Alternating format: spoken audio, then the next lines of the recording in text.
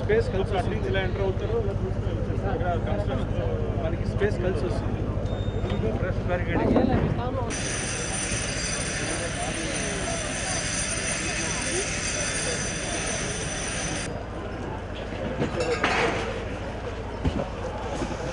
మన first barricading ఇప్పుడు లేదా బ్యారికేడింగ్ రిటర్న్ మనం అక్కడ ఎలిపేట్ దగ్గర సీఎం గారు సీఎం గారు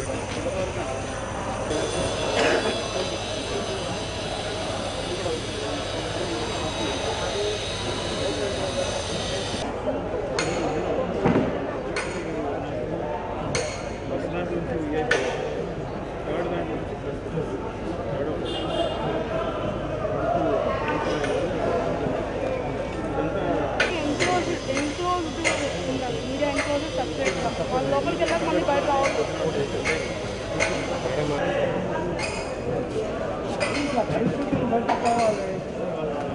నిన్న మా సన్మోహన్ గారు పెట్టి ఎందుకంటే మీటింగ్ అయిపోయిన తర్వాత లైట్ ఫిజులు ఉదయం పడింది ఎవరు చెబుతున్నాం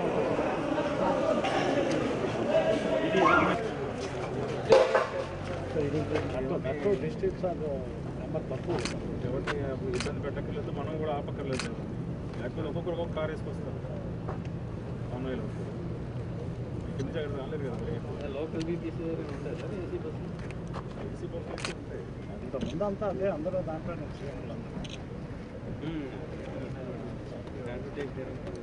ఎక్కడ కట్టారు సార్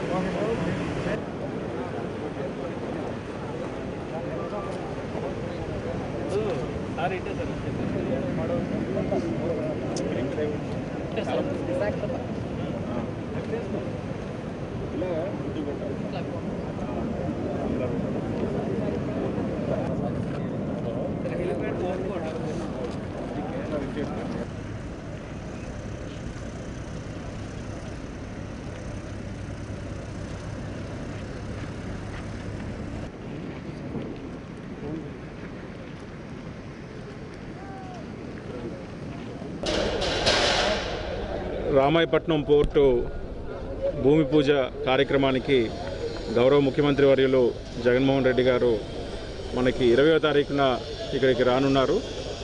ఈ ప్రాంగణంలో అన్ని ఏర్పాట్లు కూడా ముమ్మరంగా కొనసాగుతూ ఉన్నాయి. ఆ రోజు ఉదయం గౌరవ ముఖ్యమంత్రి గారు 10:30 ఆ ప్రాంతంలో నేరుగా ఇక్కడికి చేరుకోనున్నారు. పిమ్మట భూమి పూజ కార్యక్రమం వేద పండితుల సమక్షంలో లాంఛనప్రాయంగా జరుగుతుంది. అది పూర్తయిన తర్వాత ఒక ప్లేక్ ఇనాగరేషను మరియు brief interaction with project affected families ఉంటుంది. అదే రోజు సభాస్థలిలోనే ఈ ప్రాజెక్టు నిర్వాసితులకు R&R కాలనీలో పట్టాలు పంపిణీ చేయబడతాయి. ఇప్పటికే భూసేకరణ ప్రక్రియ దాదాపుగా పూర్తి కావచ్చింది. ఒక 3 గ్రామాల్లో మనకి ప్రాజెక్టులో ప్రభావితం అవుతున్నాయి. ఈ 3 గ్రామాల్లోనూ అన్ని రకాల భూములు కూడా ఏవైతే మనకి పోర్టుకి అవసరం ఉన్నాయో 850 ఎకరాల భూమి సేకరణ ప్రక్రియ దాదాపుగా పూర్తి కావస్తోంది. అలాగే 600 పైచిలుకు కుటుంబాలు నిర్వాసితులు అవుతున్నారు. వారందరికీ కూడా 2013 చట్టం ప్రకారం R&R ప్యాకేజ్ మరియు ఆ కాలనీలో వసతులతో కూడిన గృహాలు కూడా సమకూర్చడం జరుగుతుంది. ఈ రెండూ కూడా ప్యారల్గా మన ఒకవైపు పోర్టు నిర్మాణ కార్యక్రమం, అలాగే నిర్వాసితులకు R&R కార్యక్రమాలు కూడా ప్యారల్గా ప్రాసెస్ చేయడానికి జిల్లా యంత్రాంగం అలాగే మనకి స్థానిక ప్రజాప్రతినిధుల సహకారంతో ఈ కార్యక్రమం ముందుకు తీసుకెళ్ళడం జరుగుతుంది. ఎప్పటి నుంచో ఈ ప్రాంత వాసుల యొక్క కలగా ఉన్న ఈ పోర్టు నిర్మాణం మనకి దాదాపు 1-2 సంవత్సరాల లోపే పూర్తి కావచ్చి ఇక్కడున్న యువతకు ముఖ్యంగా అత్యధిక శాతం సుస్థిరమైన ఉద్యోగ ఉపాధి అవకాశాలు లభించే అవకాశం ఉంది. కాబట్టి ఈ పోర్టుని స్వాగతిస్తూ ఈ 3 గ్రామాల ప్రధానంగా మత్స్యకార కుటుంబాలు వారి భూమిని పోర్టు నిర్మాణం కొరకు ఇస్తున్నందుకు వారందరికీ కూడా పేరు పేరున ధన్యవాదాలు తెలియజేస్తున్నాను. ఈ జిల్లాకే కాకుండా మొత్తం రాష్ట్రానికే తలమానికంగా ఈ పోర్టు ఉండబోతోంది. మనకి తూర్పు ప్రాంతంలో బంగాళాఖాతంలో ఇప్పటికే మన రాష్ట్రంలో ఒక 3-4 పోర్ట్స్ ఫంక్షనల్గా ఉన్నాయి. వాటన్నిటికంటే ధీటుగా కూడా రామాయపట్నం పోర్టు త్వరలోనే రూపొందించబడుతుందని తెలియచేయడానికి అందరం కూడా సంతోషిస్తూ ఉన్నాం. ఈ పర్యటన సందర్భంగా ఇక్కడ ఈ 3 గ్రామాల పోర్టు నిర్వాసితులు అలాగే ఈ చుట్టుపక్కల ప్రాంతాల వారు ఇక్కడ పాల్గొనున్నారు. కార్యక్రమాన్ని వీక్షించడానికి తగిన ఏర్పాట్లు కూడా చేయబడుతూ ఉన్నాయి. అలాగే మన జిల్లాలో ఉన్న ప్రజాప్రతినిధులందరూ కూడా ఆ రోజు గౌరవ ముఖ్యమంత్రి గారిని కలవడం, వారికి జిల్లా తరఫున ఈ పోర్టు మనకి మంజూరు చేసినందుకు, ఇంత మంచి కార్యక్రమాన్ని ఇక్కడ ఇంత తక్కువ సమయంలోనే ఆర్గనైజ్ చేస్తున్నందుకు వారికి ధన్యవాదాలు తెలియచేయడం జరుగుతుంది. అన్ని డిపార్ట్మెంట్స్ యొక్క సమన్వయంతో ఈ కార్యక్రమాన్ని సజావుగా నిర్వహించడానికి అన్ని ఏర్పాట్లు కూడా చేస్తూ ఉన్నాము. ఇప్పటికే హెలిప్యాడ్ నిర్మాణం కానీ ఈ ఇంటర్నల్ రోడ్స్ కానీ ఇవన్నీ కూడా పూర్తి చేయబడ్డాయి.